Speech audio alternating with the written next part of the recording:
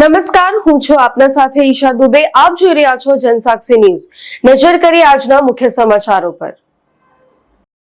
હાલ મુસ્લિમોનો પવિત્ર રમઝાન માસ ચાલી રહ્યો છે, તે આગામી દિવસોમાં હિન્દુ ધર્મના હોળી તેમજ ધૂળેટીના પર્વની પણ ઉજવણી કરવામાં આવશે।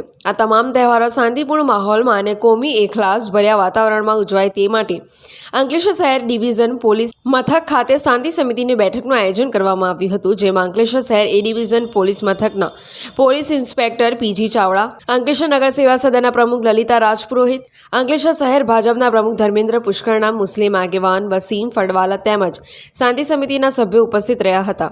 તહેવારો દરમિયાન કાયદો અને વ્યવસ્થાની પરિસ્થિતિ જળવાઈ રહે તે રીતે શાંતિપૂર્ણ માહોલમાં પર્વની ઉજવણી કરવા અનુરોધ કરવામાં આવ્યો હતો। આજરોજ અંકલેશ્વર શહેર એ ડિવિઝન પોલીસ સ્ટેશન ખાતે પીઆઈ પીજી ચાવડા સાહેબની અધ્યક્ષતામાં શાંતિ સમિતિની બેઠક યોજાઈ હતી।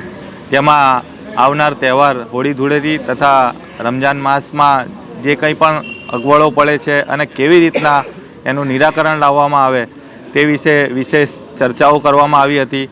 આવનાર તહેવારો સૌ ભેગા મળીને કોમી એકલાસના વાતાવરણમાં ઉજવાય તેવી જ અભ્યર્થના સાથે જય હિન્દ, જય ભારત। નમસ્કાર। આવનારા તહેવારો હોળી ધૂળેટી અને રમજાન માસને લઈ અંકલેશ્વર શહેર પોલીસ સ્ટેશન ખાતે એક શાંતિ સમિતિનું આયોજન કરવામાં આવ્યું હતું।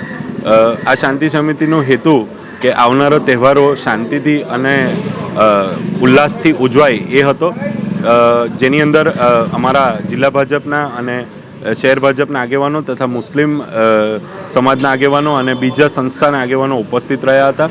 તો હું અંકલેશ્વર શહેરની પ્રજાને, યુવાનોને નિવેદન કરીશ કે તેઓ શાંતિ અને હર્ષોલ્લાસથી પોતાના તહેવારો ઉજવે અને અંકલેશ્વરની શાંતિ બનાવી રાખે। અસ્તુ, વંદે માતરમ।